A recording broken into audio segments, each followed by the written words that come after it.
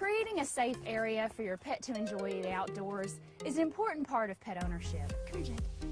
And at PetSafe, we make in-ground wired and wireless containment systems so that you can create a safe area for your pet. Now, training your pet to understand his containment area is an important part of the installation of your system. We've developed this video to help you understand how to best train your pet so that you can both enjoy the freedom that a PetSafe system provides. Whenever you're training your pet, it's important to be patient and consistent. Make training fun rather than stressful for your pet. Train your pet for 10 to 15 minutes at a time. Don't try to do too much too quickly. More frequent short sessions are better than less frequent longer sessions. You want your pet to make positive associations with the containment area, so make it fun. Give your pet lots of praise, treats, and have some playtime while you're going through your training. Now, you also want to make sure that while you're training that you use some other method of containment, such as a leash or tie-out. You should also remove the receiver collar in between sessions. If your pet shows signs of stress, such as his ears are tucked or his body is lowered, slow down the training schedule. Add some additional days of training, or increase the amount of playtime with your pet during training. You can also use food treats to help you. For the sake of communication, we call the area of your yard the pet area, and the end of your containment area the boundary zone. We'll be using these terms throughout the video. Your containment system should be completely installed before you start training. If you need help installing your system, we've created a video for this too. The flags that are provided in your kit, you should go ahead and place those in your yard, about 10 feet apart. Once you've done this, you're ready to get started with your training. Come on, Miss. Okay, it's day one of training. Now, day one is about getting your pet familiar with the pet area and also getting them to make an association with the tone that your receiver collar makes and the pet area. Now, we're going to use this receiver collar to demonstrate. Yours could look a little different, but the concept of training will be the same. Now, we want to set this collar on level 1, which is the tone-only setting. Now, if your collar doesn't have a tone-only setting, you can still help your dog recognize the tone without getting a static correction by either holding the collar really close to their ear as you're getting them familiar with the area, or we also make a cover that will cover the contact points so that your pet can hear the tone, wear the collar, but not get a correction. Now, you also want to have a separate collar and leash on your pet that's not attached to the receiver collar. We don't want to put any pressure on these contact points against your pet's neck. You also want to have lots of treats handy, and before you start training, spend about 5 or 10 minutes just playing with your pet. Now, keeping it fun, take your pet and walk them up to one of the boundary flags until they begin to hear the beep of the receiver collar. Let them hear the beep for about 2 seconds, then pull them back. Offer them a treat and praise whenever they do return. It doesn't matter if you had to help them with the leash, you want to praise them anyway. Do this again and again, walking them up to the flag till they hear the beep. Oh, good boy, good boy. You want to try to get them familiar with about 3 flags on day 1. You want to keep working with them until they resist going close to that first flag that you started with. Again, offer them lots of praise, keep it fun, and just work in about 10 to 15 minute increments on day 1. Now, on days 2 through 4 of your training, you'll want to start using the static correction feature of your collar. Now, if your collar has multiple levels of correction, we recommend that you start on level 2 and test your pet's recognition at this level.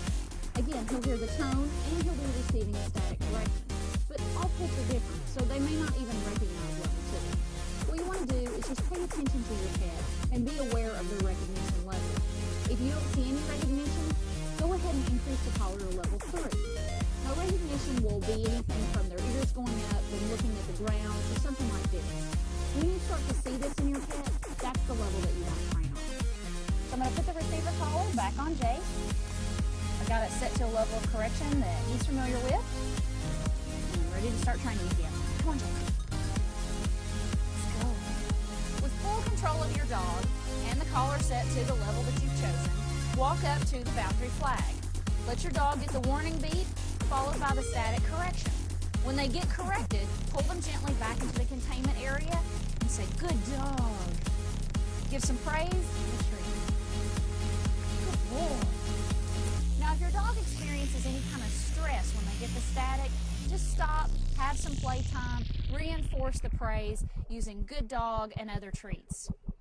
And you just want to keep repeating this process of letting your pet get near the flag, hearing the tone, and getting the correction, and pulling them gently back in. And when they come, offer them praise and a treat. Good boy. As you continue your training on days 2 through 4, you want to keep working with your pet until they resist going into the static correction zone. Just like this. Good boy, Jake. Come on. So around days 5 through about 8, your pet should be very familiar with the pet area. They should recognize the static correction and the tone along with the flags and not be attempting to go outside the area. However, when they're in their yard, they're probably going to have some distractions. So you want to test and make sure that they aren't trying to go outside the boundary area when something is distracting them.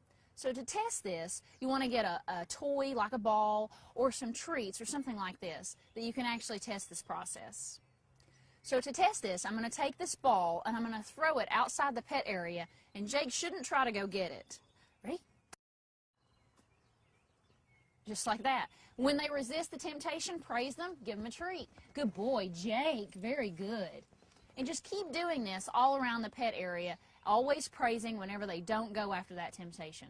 Good boy, Jake. Come on. After about 8 days of consistent training, you're ready to allow your pet in the pet area but off leash. Now, your pet is only ready for this stage when they're consistently respecting the static correction area and the pet area. During this time, don't include distractions such as throwing toys outside the boundary zone. Preoccupy yourself with other activities and allow your pet to enjoy the yard. Now, if for any reason they do go outside the static correction zone, take the receiver collar off and lead them back into the pet area. You may want to reinforce some of the training that we've already talked about if that happens. After about 2 weeks of consistent training, most pets are ready to run. You should check in on your pet at regular intervals, making sure they continue to respect the boundary area. After you're satisfied that your pet's training is complete, you can remove every other boundary flag for 4 days until all flags are removed. You may want to save your boundary flags for future use. 2 final important points to note. If you're going to take your pet out of the pet area, you want to remove the receiver collar and replace it with a leash. You also want to leave the containment area at the same place every time.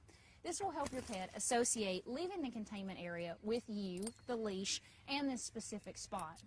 You may also have to give them a command such as okay or let's go to let them know it's all right to leave. Finally, you want to take the receiver collar off your pet on a regular basis. Just as humans can get bed sores from laying in one place too long, the same can happen with your pet and a collar.